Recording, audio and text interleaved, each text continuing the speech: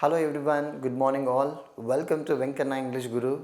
Do you have problems with regard to English methodology? Do you face a lot of problems in English methodology in the process of becoming an English teacher, a school assistant or a TGT or a PGT? Do you want to know a number of shortcut techniques to get good score in English methodology during your preparation for TET, DSC and other competitive examinations? And in this video, I am going to give you a detailed explanation and analysis of APDSC School Assistant English methodology. Friends, see, I am Dr. Kunchum Venkanna, and most of the teacher aspirants in 20 states recognize me as an expert in methodology of English or teaching English methodology or pedagogy of teaching English, my friends. And as you know, my friends, with regard to APDSC, and when we talk about methodology of teaching English methodology, this includes 10 chapters, my friends, that are prescribed for school assistant English. And based on unit 1, how different bits were given, I am going to give you a detailed analysis and explanation with regard to that. Friends, you can observe based on unit 1 that unit 1 means, my friends, this is aspects of teaching English. And aspects of English, this includes what is the language, nature of language, meaning of language, scope of language, characteristics of language, principles of teaching English as a second language, and problems of teaching English in Indian context.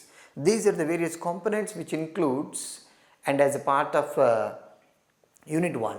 Next, friends, based on this, and you can observe how different bits were given. English is the major window on the world. This statement is made by a very popular statement, my friends. This is made by Jawaharlal Nehru, and Pandit Jawaharlal Nehru at the time, and he was the chairman of CAB, Central Advisory Board on Education.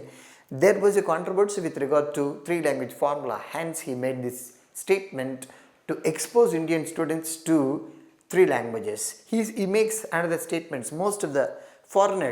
Most of the foreign kids, they were able to learn 3-4 languages. Why don't we learn 3? That is what he says, this statement.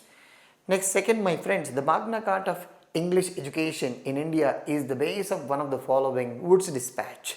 Wood's Dispatch, this is appointed under Sir Charles Wood in 1835, and he took for more than 20 years, and he submitted his recommendations in 1854. This report is considered to be the Magna Carta of Indian education, which changed the fate of Indian students before independence. So answer is here. And the second one, see my friends, based on unit 2, objectives of teaching English. So this includes what are the aims of teaching English, objectives of teaching English, specifications of teaching English come under listening, speaking, reading, writing. And based on this, there was a bit, my friends, to understand spoken English, to speak English, to understand written English, to write English. These are the major important aims of teaching English according to Dr. West. Dr. West was one of the important exponents and who supported for teaching English in Indian context after independence. He was the school inspector at Assam and West Bengal, my friends. And during 1920s and 30s, where he made wonderful statements like, Indians are learning English not to speak, they are learning English only to read. And he supports to speak English, to understand spoken. We need to understand English, not required to communicate. So, wonderful objectives according to Dr. West. Friends, based on unit 3, development of language skills, this is the very important chapter, my friends. Based on this includes listening, speaking, reading, writing skills, and it also includes study skills and reference skills, integration of skills, various components, my friends. So based on this chapter, how different bits were given, once you can check. Commas are used when we have to separate items in a list. For example, Madhavi bought a pen, a pencil, or an eraser and a pad. When you want to list out the items, you have to use comma. Next, you can see, my friends, reading makes a full man, confidence a ready man, and writing an exact man. These are the popular statements given by Francis Bacon. Since you are all English literature students, you can easily identify this. Next, you can see Peter Mark Rosset, a wonderful writer, wonderful exponent Wonderful exponent. Peter Mark Rossetti was actually a British doctor who developed thesaurus. This thesaurus is considered to be specialized dictionary which includes a number of words, a number of synonyms and antonyms in the order of difficulty. So you need to know. And this thesaurus, which is also called Rosette's thesaurus, this is also available in the market. You can buy it. Wonderful if you really want to improve your word power. So to improve word power, to improve synonyms and antonyms in children, in students, and we suggest thesaurus which is developed by Peter Mark Rosette. Next, my friends, a student reading a word or a phrase again by going back in the line. There are very wonderful good habits and bad habits of reading. One of the major important bad habits of reading is going back to the earlier words. Children, when they're reading and when they make mistakes, they say, "Teacher, can I go back? Can I start from the beginning?" This is a kind of bad habit, my friends. This is called regression, and according to educational psychology. So answer is here 3. So which one of the statements given below is not true? A textbook is a collection of facts and figures. No, it's not. It's not only facts and figures. It also includes a lot of experiences. It talks about our culture, it talks about our society, it talks about our religions, it talks about national university diversity. It includes wide variety of subjects, not just only facts and figures, my friends. This is the wrong statement among the 4. And you can see, my friends, approaches, methods and techniques of teaching English, very, very important chapters, my friend. And this includes what is approach, what is method, what is technique. What are the various approaches like oral approach, audiolingual approach, situational approach, structural approach, communicative approach, collaborative approach, constructive approach, and eclectic approach, post-method era. See, my friend, there are more than 10 important approaches that are suggested at the B.Ed level to you guys. So once you look at them, once you read them, you will understand all of them. See, learning that occurs when the learners engage themselves in the process of meaning making. What is very important here?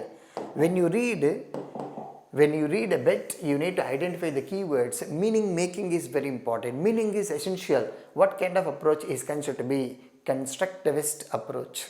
Okay, this constructivist approach which includes collaborative and communicative.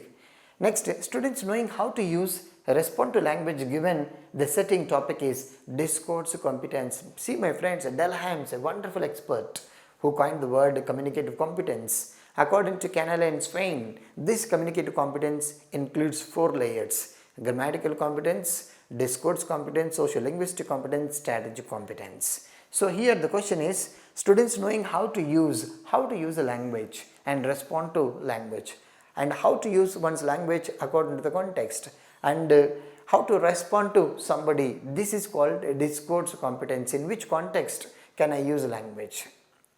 Okay. Next, which one of the following is not authentic material? Very, very important. Authentic material which is proposed by V.J. Cook, which means material which is not suggested for teaching and learning. Material which is not prescribed for teaching and learning is considered to be authentic material proposed by V.J. Cook in relation to communicative approach. And which of the following is not? Radio can be used, and newspaper can be used, and doctor's prescription can be used as an authentic, but instructional material, what are instructional materials? Textbook, workbook, supplementary, these are prescribed material and do not come under authentic material. So answer is instructional materials.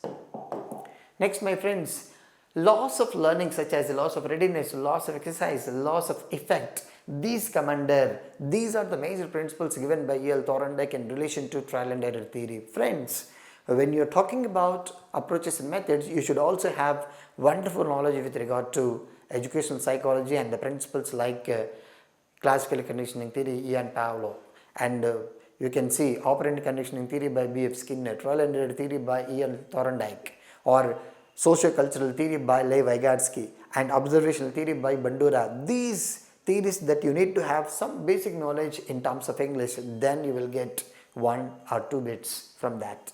So answer is here E.L. Thorndike. One of the advantages of dramatization is for usage of structures. Dramatization, another term for dramatization is role play, and we conduct a number of role plays in order to teach them, give them a lot of practice towards structures. In the process of practicing, for example, there is a story called the trial, and instead of teaching the trial, we give roles to the students and we ask the students to present in the classroom. So, and in the process of that, students will be able to use the structures that are already learned. This, which you can say, dramatization. Encourage students to exercise their sensitivity, and these are not only the second one. Next, friends, based on Unit 5, teaching of structures, vocabulary and grammar, another important chapters, my friend. Identify the structural pattern in the given sentence. Ram Mohan became a pilot. Ram Mohan subject became verb, pilot a noun. Pilot a noun, this is, and you simply can say an object. Okay, if that's it. So subject plus verb plus object. Friends, remember, these types of bits are common since 2004 DSC. That's what I tell most of my students, to focus on all these aspects. Next, my friends, English spelling is noted for its illogicalities. You don't know why key, K-E-Y, or C, S-E-E, why E-Y, why E-A, why C, S-E-A, and different spelling with same sound, illogicalities. And inconsistency, you don't only depend on the consistent spellings, no, it varies. So the answer is 4. Professor Noonan's general list taken as a basis for the preparation of structural syllabus has 250 structures.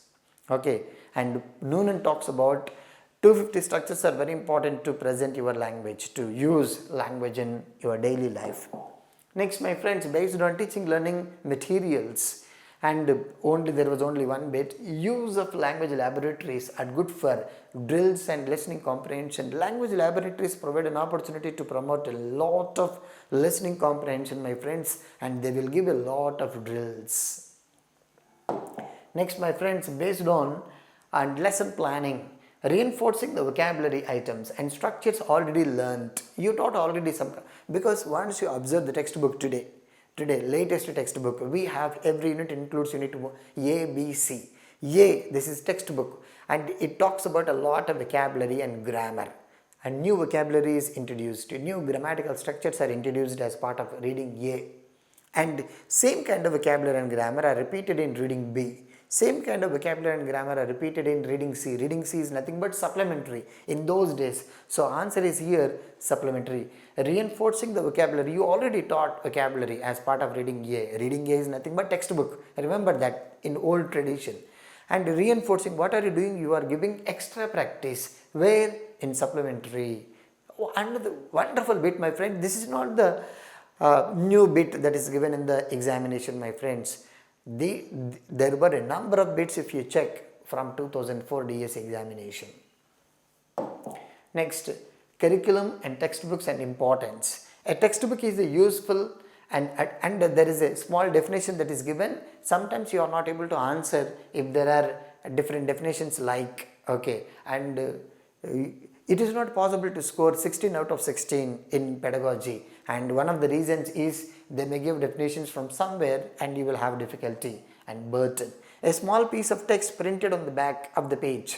A small piece of text printed, once you open the text, last page of the book, where the experts, the curriculum designers, they talk about health issues, they talk about measurements, they talk about vocabulary, like a small piece of text printed on the back of the book on the jacket, which talks about the salient features of the book. This is called blurb. Remember, my friends, where do you talk about what are the qualities of a good textbook? There you see this. Next, my friends, evaluation in English language. A type of cognitive bias in which the overall impression of a person is influenced, which impacts evaluation of the person's specific traits. This is called halo effect, because you already have some kind of cognitive bias, beliefs about somebody, and based on that you evaluate someone. This kind of effect, which you can say halo effect. A slip test, this is one of the qualities of a good and one of the qualities. A slip test is different from summative assessment in one of the following options. Slip test is always limited. Teacher may give you 5 minutes, 10 minutes, 15 minutes, not more than that. and the test is going to be just for limited period of time. Next friends, to conduct formative assessment in schools, 4 tools have been identified to make students linguistically competent once you observe unit 10. So here oral activities, project works, self-assessment check and written work. These are the major important tools that are used as a part of formative assessment. Next, objective type of tests. One of the following options, recognition. The major importance of objective types of tests is only you recognize. What are you going to do in your examination? You need to just recognize, not to do anything. You are not going to apply anything. You are not going to analyze. You are not going to express something in the exam. No, you need to recognize the answer in the bit. Under the umbrella of CCE, continuous comprehensive evaluation, pattern of evaluation, most of the examination will be in one of the following: text independent. Today you see open book examinations, and it is not required. The poem in those days and more than 10 years ago, we used to by heart certain poems, but today they will give poem and you need to analyze it.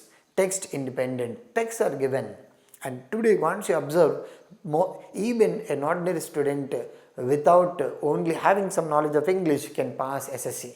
If you have good knowledge, a student of class 5 or class 6 will be able to pass and class 10 examination English, because it does not talk about facts and figures, it talks about language abilities, since it is text independent.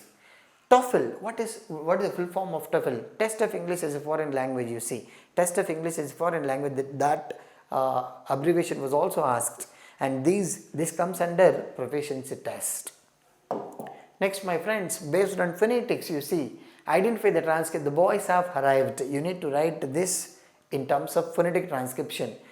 When U is followed by R, like QR, and hurry, the pronunciation becomes a weak. QR. Okay, and pronunciation becomes weak. In the same way, hurry, and again a sound which combines 2 vowel sounds is known as diphthong. Combination of 2 vowel sounds, which is nothing but diphthong.